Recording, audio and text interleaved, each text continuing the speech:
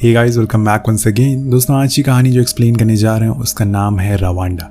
कहानी शुरू होती है, हम पॉल नाम के आदमी को देखते हैं जो अपने कॉलेज दोस्त के साथ एक और दोस्त के पास जा रहा है कुछ बिजनेस की बातें करने के लिए। पर बीच में वो उसे एक सिगार के बारे में काफ़ी कुछ बताता है जो कि उसके होटल में आए हुए बड़े गेस्ट ने उसे गिफ्ट किया था। इसके बाद वो अपने दोस्त जॉर्ज के पास जाता है जो कि असल में एक पॉलिटिशियन पार्टी का मेंबर है। वो उसे भी कहता है कि तुम भी हमारी पार्टी में ज्वाइन कर लो, लेकिन वो मना कर देता है। पर वो उसे जाते जाते अपनी पार्टी का फ्लैग दे देता है। इसके बाद जब वो अपनी कार में उसका सामान लोड करवा रहा था तभी एक बॉक्स गलती से गिर जाता है जिसमें ढेर सारे हथियार रखे हुए थे। उसे देखकर पॉल चौंक जाता है और पूछता है कि ये क्या है। वो उसे समझाता है कि ये मेरा कुछ सामान है, इसे सही जगह पर पहुंचा देना। अब वो मना कैसे करता, इसलिए वो उन हथियारों को रख लेता है। वापस जाते हुए उसका सामना कुछ लोगों से होता है जो किसी पार्टी को सपोर्ट कर रहे थे और रैली निकाल लेते। वो उनकी कार के पास आ जाता है और उनसे पूछता है कि क्या तुम तुत्सी समुदाय के हो। तो पॉल कहता है कि नहीं, हम लोग हूतो समुदाय के हैं। फिर उस पार्टी का झंडा भी दिखाता है जो उसके दोस्त ने दिया था, जो कि हूतो लोगों को सपोर्ट करता है। असल में दोस्तों, रवांडा में ये एक ऐसा समय चल रहा है जहाँ पे दो समुदाय के लोग एक दूसरे के खून के प्यासे हो चुके हैं। वो कहीं भी अगर हूतो और तुत्सी को देखते हैं तो उन्हें मारना शुरू कर देते हैं। लेकिन इन सभी चीज़ों से अभी पॉल को कोई अंदाज़ा नहीं है। कुछ ही समय के बाद वो अपने होटल चला जाता है जहाँ वो मैनेजर है। वहाँ उसकी मुलाकात कनाडा के जनरल से होती है जो कि यहाँ एक ऑफिशियल विजिट के लिए आए हुए हैं। वो उन्हें कुछ बियर्स भी पिलाते हैं जो बहुत ही महंगी थी। अब घर जाते समय वो अपनी कार का रेडियो ऑन करता है। उसमें सभी को बताया जा रहा था तुत्सी लोगों से दूर रहना है, वो आपके लिए जान का खतरा है। वो चैनल को चेंज कर देता है क्योंकि पॉल इन जात पात वाली चीज़ों में बिलीव नहीं करता। अपने घर जाकर वो फैमिली के साथ टाइम स्पेंड करता है जो कि उसका सबसे पसंदीदा काम है। उसके साथ उसका ब्रदर इन लॉ और उसकी वाइफ पॉली भी मौजूद थी। तभी उसका बेटा आकर कहता है कि बाहर कुछ सोल्जर आ रहे हैं। जब पॉल बाहर जाकर देखता है तो कुछ आर्मी वाले उसके पड़ोसी को घसीट कर ले जा रहे थे क्योंकि उन्हें लग रहा था कि वो तुत्सी लोगों का जासूस है। लेकिन इसमें पॉल कुछ नहीं कर सकता क्योंकि अगर उसने उसे बचाने की कोशिश करी तो वो भी मारा जाएगा। इसलिए वो लोग चुपचाप अपने घर में आ जाते हैं। अब ये देखकर पॉल और उसके परिवार के मन में डर बैठ गया था। लेकिन अगले दिन जब वो अपने होटल जाता है तो वहाँ उसे पता चलता है कि प्रेसिडेंट ने ऐलान किया है कि वो हूतो और तुत्सी लोगों के साथ शांति की बात कर रहे हैं। ये सुनकर सभी को थोड़ा चैन की सांस लेते हैं।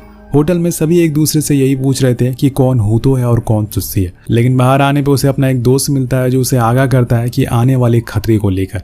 उसका कहना था कि वो अपने बच्चों को लेकर इस शहर से दूर चला जाए क्योंकि उसकी बीवी तुत्सी है और वो एक हूतो है। ऐसे में वो उसे बचा नहीं पाएगा। लेकिन पॉल कहता है कि तुम इतना डर क्यों रहे हो, हम यहाँ पे सालों से रह रहे हैं, ये हमारा घर है, हमारा देश है, हमें कुछ नहीं होगा। लेकिन जब वो अपने घर वापस आ रहा होता है तो देखता है कि सड़क के दोनों किनारे पर तुत्सी लोगों को जिंदा जलाया जा रहा है। वो चीख रहे हैं, चिल्ला रहे हैं, लेकिन हूतो लोगों के ऊपर खून सवार है। जब वो घर पहुंचता है तो उसकी वाइफ पॉली बताती है कि प्रेसिडेंट की हत्या कर दी गई है। अब ये सुनकर उसके होश उड़ जाते क्योंकि आज सुबह ही उन्होंने शांति की अपील करी थी। अगले दिन उसके सारे पड़ोसी उसके घर आते हैं और उसे रेडियो पर सुनाते हैं कि तुत्सी लोगों ने ही प्रेसिडेंट को स्पीच देते हुए गोली मार दी। जिसके बाद अब माहौल और बिगड़ गया है। आपके लिए यही अच्छा होगा कि आप जितना जल्दी हो सके इस देश को छोड़ दें या फिर अपने घर में ही रहें, बाहर ना निकले। ये सारी घटनाएं पॉल के लिए एक अजीब सी घबराहट पैदा कर रही थी। उसे कहीं ना कहीं ये लगने लगा था कि अब कुछ बड़ा होने वाला है। तभी उसके गेट पे आर्मी वाले आते हैं और वो पॉल से उसकी आईडी कार्ड मांगते हैं। वो हूतो था इसलिए वो उसे कुछ नहीं कहते। इसके बाद सीनियर कहता है कि क्या तुम होटल डिप्लोमेट में काम करते हो, तो वो हाँ में जवाब देता है। वो उसे अपने साथ चलने को कहता है लेकिन पॉल की पूरी फैमिली यहाँ पर अकेले है, वो उन्हें ऐसे अकेले छोड़ कर नहीं जा सकते। वो जनरल उससे कहता है कि हम इतने लोगों को अपने साथ नहीं ले जा सकते। तभी पॉली कहती है कि हमारे पास कार है, हम उससे आ सकते हैं। अब वो मान जाता है और फिर सभी होटल पहुंच जाते हैं। लेकिन तभी चीफ को, जो कि आर्मी चीफ होता है, उसे पता चलता है कि पॉली और इसके साथ कई सारे लोग तुत्सी समुदाय के हैं, इसीलिए वो उन्हें जमीन पर बैठने को कहता है। तभी पॉल बाहर आता है तो चीफ उसे एक जड़ देता है और कहता है कि तुम एक गद्दार हो, तुमने हमारे देश के गद्दारों को अपने घर में छुपा कर रखा था। पर वो उनके सामने हाथ जोड़ता और कहता है कि इन्हें जाने दो, वैसे भी ये रेबल नहीं है, इन्हें मार कर क्या फ़ायदा होगा तुम्हारा। वो चीफ को पैसों का लालच भी देता है। जितने भी लोग थे वहाँ से सभी से पैसे लेकर वो चीफ को मना लेता है और उनकी जान बच जाती है फिलहाल अभी के लिए। लेकिन वो और सारे लोग अभी भी वहीं पड़े हुए थे। उनकी आखिरी उम्मीद पॉल ही था। ये बात वो अच्छे से जानता है, इसलिए वो चीफ से कहता है कि मेरे साथ होटल चलो, मैं तुम्हें $1,00,000 दे सकता हूँ। वो मान जाता है उन्हें सेफली होटल पहुँचाने के लिए। जिसके बाद पॉल उन सभी को अपने होटल के स्टाफ रूम में ठहराता है। लेकिन यहाँ से अब आगे क्या होगा, बाहर हो तो लोगों को पता चल गया है कि तुत्सी लोग छुपे हुए हैं, तो वो उन सभी को मार देंगे और साथ में पॉल को भी। लेकिन यहाँ वो इस होटल के मैनेजमेंट को अपने हाथ में ले लेता है और सभी विदेशी गेस्ट से कहता है कि आप लोग घबराइए मत, ये बस इतने ही लोग हैं जो यहाँ पर रहने के लिए आए। जिसके बाद वो माशा नाम की लड़की से मिलता है जो कि मेडिकल एनजीओ में काम करती है। वो यूएन की तरफ से यहाँ पर आई थी। वो पॉल को अपनी कार के पास ले जाती है और वहाँ 12 बच्चों को दिखाती है जिनके अनाथालय को जला दिया गया था। अब उनके पास रहने को घर नहीं था। पॉल एक अच्छा इंसान है तो वो अपने साथ रख लेता है, लेकिन माशा से वो कहता है कि ये मेरे साले का घर है, एड्रेस है, क्या तुम उसकी फैमिली को यहाँ पर ला सकती हो। अब वो मदद के लिए मान जाती है। रात हो जाती है। पॉली बहुत ही घबराई हुई है, उसे कुछ समझ नहीं आ रहा है कि आगे क्या होगा। पूरे शहर में डर का माहौल है। तभी अचानक से पॉल को उन बच्चों का ख्याल आता है जो उस रूम में सुबह से बिना कुछ खाए पिए हैं। वो फौरन वहाँ एक स्टाफ लेडी को भेजता है और साथ में कुछ खाने का सामान भी। अब यहाँ एक दिन जैसे तैसे बीत गया था, लेकिन अभी जो मुसीबतें आने वाली थी शायद उसके लिए पॉल तैयार नहीं है।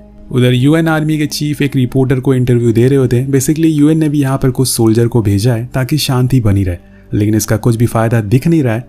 वो रिपोर्टर उनसे पूछता है कि यहाँ पे जो मासूम लोग मर रहे हैं क्या आप उनकी मदद करेंगे। वो कहते हैं कि जब तक हमारे ऊपर हमला नहीं होता हम कुछ नहीं करेंगे, हम पीस कीपर हैं ना कि पीस मेकर। और उसकी बातों से रिपोर्टर कुछ खास खुश नहीं होता और डिसाइड करता है कि यहाँ पे जो कुछ भी हो रहा है वो उसको रिकॉर्ड करेगा और फिर पूरी दुनिया वालों को दिखाएगा ताकि वो सच्चाई को जान सके और हो सके तो इनकी मदद कर सके। इसके बाद पॉल जाकर फ्रांस के होटल के हेड से बात करता है और उन्हें यहाँ की सिचुएशन के बारे में बताता है। तो वो कहते हैं कि तुम्हें उस होटल को बंद कर देना चाहिए, लेकिन वो ऐसा नहीं कर सकता क्योंकि फिर वो इतने सारे मासूम लोगों को कहाँ पर रखेगा और इससे गेस्ट भी परेशान होंगे। कुछ देर बाद वो एक गेस्ट रूम में जाता है। तभी वहाँ जैक आता है। ये वही रिपोर्टर है जो उन चीफ का इंटरव्यू ले रहा था। वो पॉल को देखता है और फिर एक सीडी प्ले करता है जिसमें कुछ हुतो लोग तुत्सी लोगों को उनके घर से निकाल कर मार रहे थे।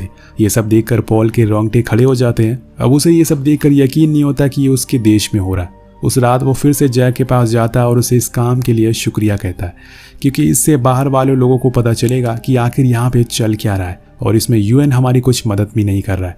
इधर माशा 5 दिनों के बाद वापस लौटती है और उन्हें बताती है कि मैं आपके बताए हुए एड्रेस पर गई थी, लेकिन वहाँ मुझे कोई नहीं दिखा। और उसके बाद मैं एक एनजीओ में गई जहाँ पर मैंने बच्चों की लाशें देखी। आखिर ये कौन लोग हैं जो बच्चों को भी बख्श नहीं रहे। ये सब सुन के पॉली वहां से उठकर चली जाती है क्योंकि उसके लिए ये सब एकदम विपरीत था। शायद उसने अपने भाई को खो दिया है। अब अगले दिन वहां पर कनाडियन आर्मी आती है जिसे देखकर वो लोग बहुत खुश होते हैं। उन्हें लगता है कि शायद अब वो बच जाएंगे, लेकिन यूएन चीफ पॉल को बताते हैं कि वो यहाँ तुम्हारे लिए नहीं बल्कि अपने लोगों के लिए आए हैं, मतलब फ्रेंच, अमेरिकन, ब्रिटिश और वाइट लोगों के लिए, क्योंकि उन्हें तुम लोगों की कोई वैल्यू नहीं है। तुम्हें वो लोग गंदगी समझते हैं। अब चीफ ये बात कहते हुए बहुत ही शर्मिंदा और गुस्सा होते हैं। उन्हें इस बात से शर्मिंदगी हो रही थी कि उनके लीडर कैसे हैं जो इंसानियत को बचा नहीं रहे। पॉल समझ जाता है कि दुनिया सिर्फ अपने मतलब से चलती है, वो लोग वर्थलेस है, इसलिए उन्हें बचाने कोई नहीं आ रहा है। ये जानकर पॉल पूरी तरह से टूट जाता है और वो सभी लोग भी टूट जाते हैं। अब रात में पॉल पॉली से कहता है कि जब इस होटल में बाहर से बड़े बड़े लोग आते थे तो मैं उनके साथ कोई भेदभाव नहीं करता था।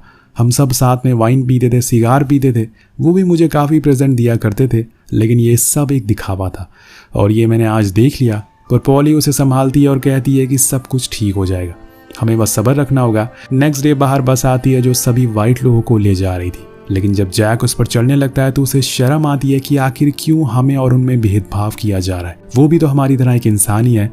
लेकिन आज वो अकेले जा रहा है अपनी गर्लफ्रेंड को छोड़कर। वो उसे रोकती है कि मुझे ले चलो, लेकिन ऐसा मुमकिन नहीं है।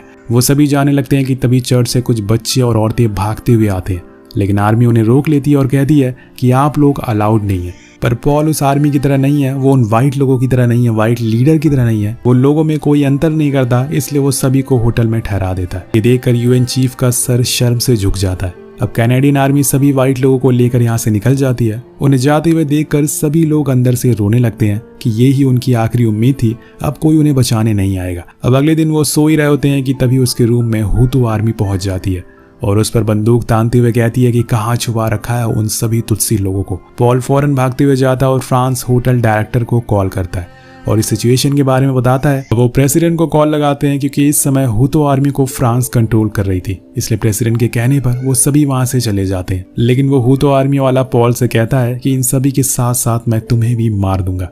ये सब होने के बाद पॉल सभी को बताता है कि हमें अब कोई भी बचाने के लिए नहीं आने वाला है, इसलिए हमें ये कुछ करना होगा। अब उसी रात होटल में हुतो जनरल आता है जो कि एक समय पे पॉल का अच्छा दोस्त था।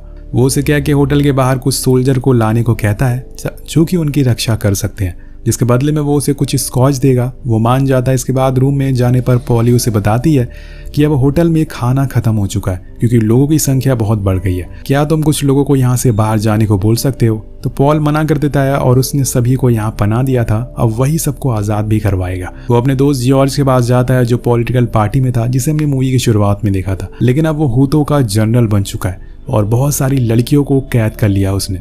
पॉल उस जगह को देखता है, आसपास बहुत ही तुच्छ औरतें थी जिन्हें वैश्या बनाकर रखा गया था। तभी वहाँ जॉर्ज आता है। अब पॉल उसे राशन देने को कहता है, पर इसके बदले में वो उसे डबल पैसे देने को बोलता है। यहाँ पॉल के पास कोई ऑप्शन नहीं था, इसलिए उसे देना पड़ता है। लेकिन जाते जाते वो उसे कहता है कि तुमने जिन लोगों को होटल में छुपा रखा है उन्हें हम कब का मार देते, लेकिन अभी ऑर्डर नहीं आ रहा है। तब पॉल उसकी आंखों में देख कर कहता है कि क्या तुम्हें लगता है कि तुम रवांडा के सभी तुत्सी लोगों को निकाल सकोगे?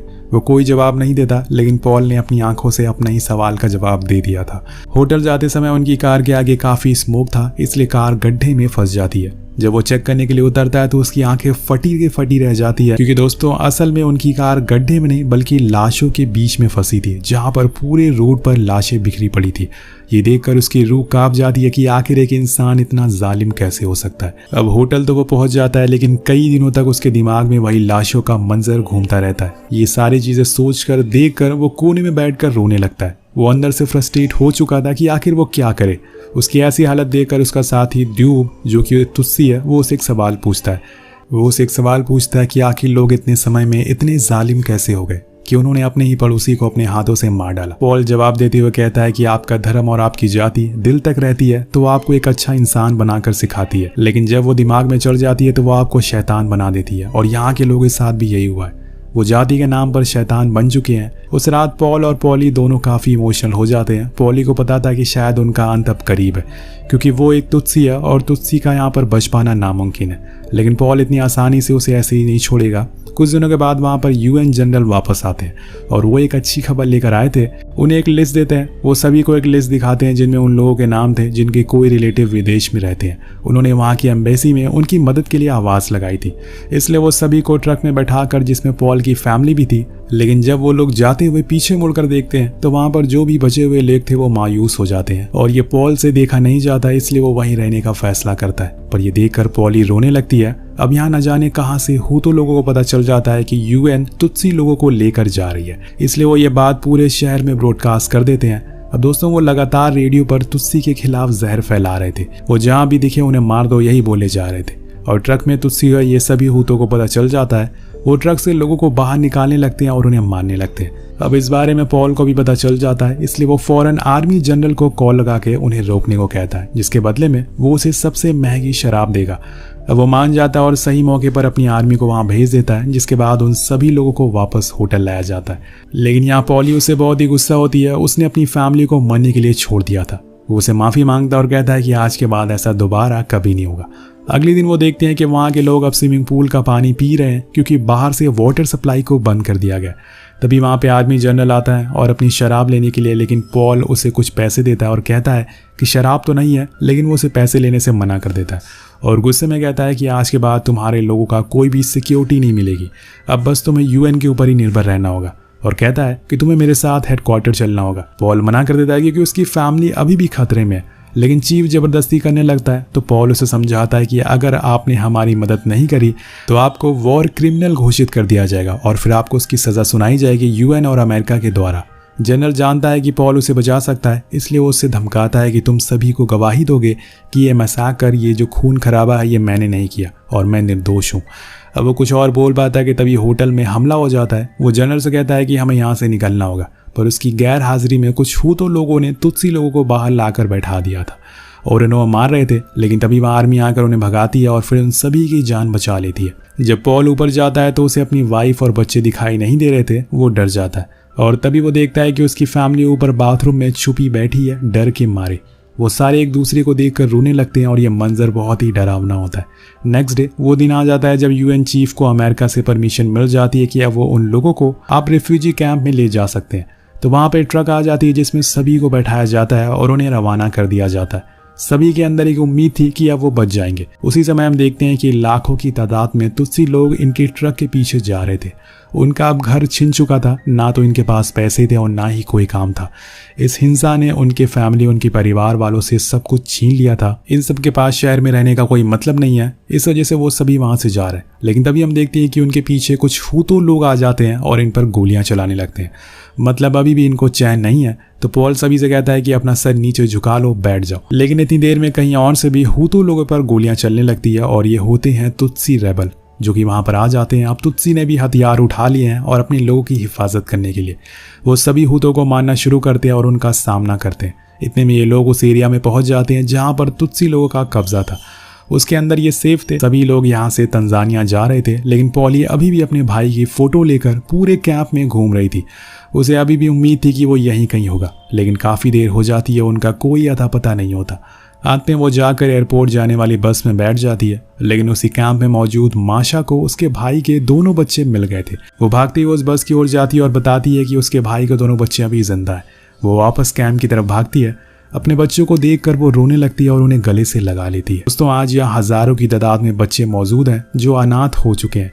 ये पूरा नरसंहार 1994 में आकर ख़त्म हो गया, लेकिन इसमें पॉल ने तकरीबन 1200 लोगों की जान बचाई, जिसमें सिर्फ हुतो नहीं बल्कि तुत्सी लोग भी मौजूद थे। वहीं यूएन ने जॉर्ज और आर्मी जनरल को उम्र कैद की सज़ा सुनाई और जो भी लोग थे उन्हें तंजानिया में शिफ्ट कर दिया गया। और कुछ इतिहासकार का कहना है कि इस पूरे नरसंहार में 100 दिनों में करीबन 10 लाख लोगों की मौत के घाट उतार दिया गया। न जाने वो कौन लोग थे जिन्होंने सिर्फ सामने वालों को, बच्चों को, उनके परिवार को बस इसलिए मार दिया क्योंकि वो दूसरे जाति के थे। तो दोस्तों, आप क्या कहना चाहेंगे इस कहानी को लेकर? कमेंट जरूर करके बताइएगा, जिसके साथ ये कहानी खत्म हो जाती है। मिलते हैं आपसे अगली वीडियो में। Thank you so much watching. Peace out.